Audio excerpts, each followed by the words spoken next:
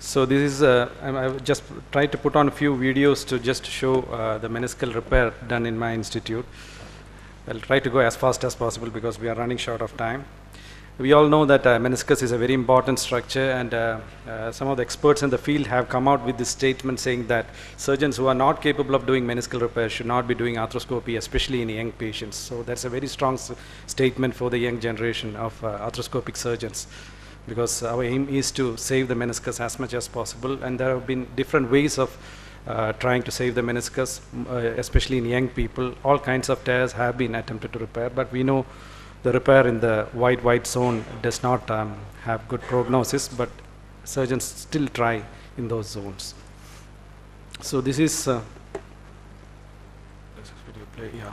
So I'll start with the video straight away. This is acute tear of the medial meniscus. So when you get these acute patients, some of them who land up in your OPD sometimes, or casualty with a locked knee, previously we used to, the orthopedic surgeons used to try to unlock the knee. But that's a little controversial issue, because if you try to unlock or manipulate the knee, the chances of the tear extending may be a little high. So the best option what you have is to diagnose whether he has a meniscal tear, do an MRI, and then plan for a meniscal repair, or if he has an associated ligamentous injury, try to repair that. So we have been getting these all inside suturing implants for the past probably 6-8 years in India. So this is one of the older videos where the suture material is Ethibond, I believe, when they started supplying is. But nowadays what we get is the high tension non-absorbable wires. So once you repair that, probably in acute situations, the healing potential is much better compared to a chronic situation. Another case where he was a young patient whom we could repair this was about 6 years back. Most of our patients whom we repair, unfortunately, we cannot repeat the MRI scan to see whether the meniscus has healed or not. All we can follow up them is with their clinical symptoms, whether they come back with features of locking or re-tear or effusions.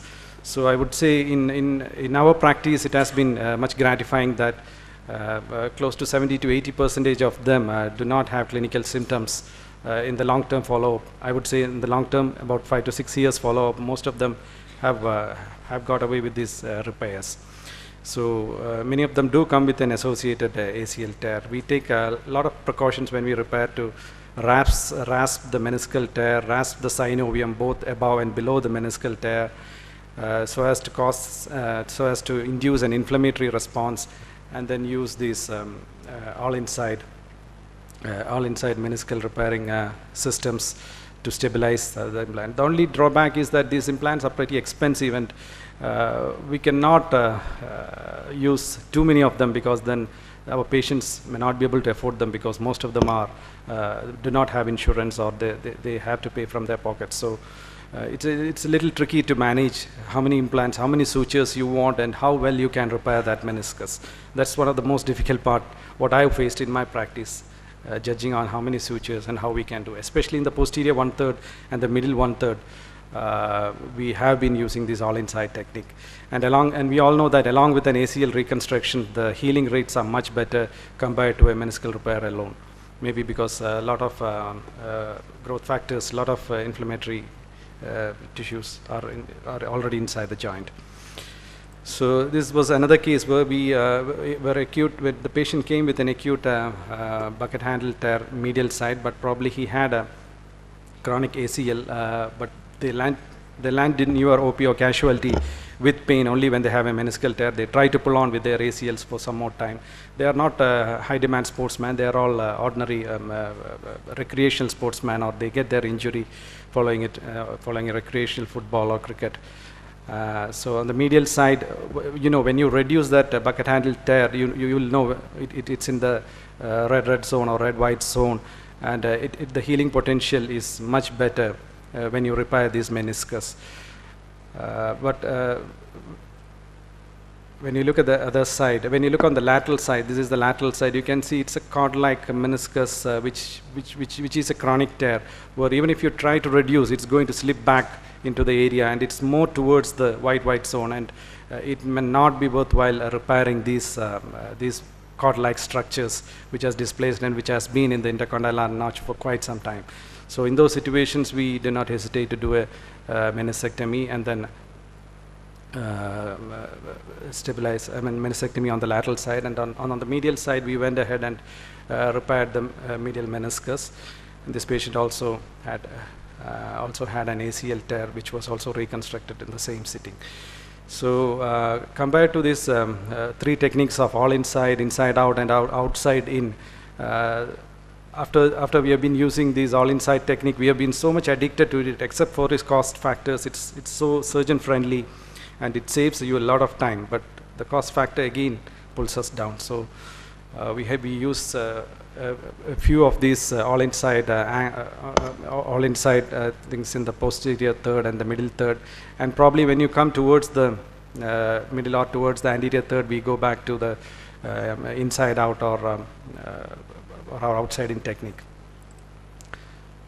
So I'll just pull on the video fast. So when you come more towards the anterior side, it's much easier, and much for our patients, it's much cheaper to do a outside in technique, and you can put in a suture. Either my preference has been to put non-absorbable stitches for this, because the numbers of stitches we might be using might be less, and most of these all inside implants they are also coming with this high tensile non-absorbable stitches. Hopefully it should do the trick, but we have to wait and watch closely whether these high tensile sutures, do they really cause chondral damage or not. Maybe the future literature will tell us. Coming on to a few other videos. These are some of these very young people who come and demand that they already go through the net and then say they somehow want their meniscus to be retained if possible instead of a meniscectomy, because they have got all the information about the meniscectomy and the chances of osteoarthritis. So they are young and they're educated and they have the information, and they force you to repair all kinds of meniscus. So with knowing that some of these repairs may not heal or may not be the best ideal situation for meniscal repair, but with a proper discussion with the patient, we still attempt to repair those meniscus, short oblique, or the meniscus or a radial tear which extends towards the periphery. We still try to repair them, and hopefully expect that it to heal and take up some of the functions of the meniscus, which is so important to the knee joint. So I'll just pull the video fast.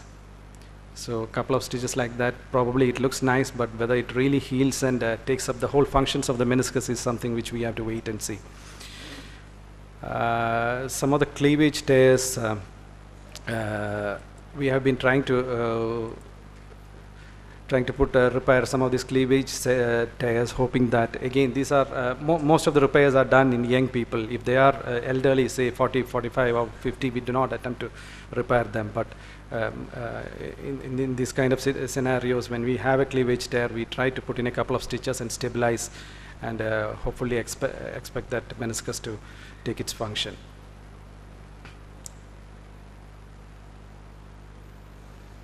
So that's the way we try to heal that. And another patient who was a very young patient who had an ACL tear, who also had a little complex kind of tear on the lateral meniscus, more towards the junction of the middle third with the anterior third. So these are scenarios. The patient is hardly 19 years old, and we do not, it is worthwhile to give it a try to repair that meniscus, whatever was left with the implants available. So here we were trying to repair it with a couple of all inside meniscal repairing system, and hopefully it heals. So that's how we try to repair that. Even the meniscus had kind of avulsed off from the edge a little bit. Maybe ideally a couple of anchors or anchoring it into the tibial plateau would have been ideal, but in this situation we just repaired it and repaired the ACL. So that's how. So since we are short of time, I think I'll end it. Thank you very much. Thank you, Dr. Jay Tilak.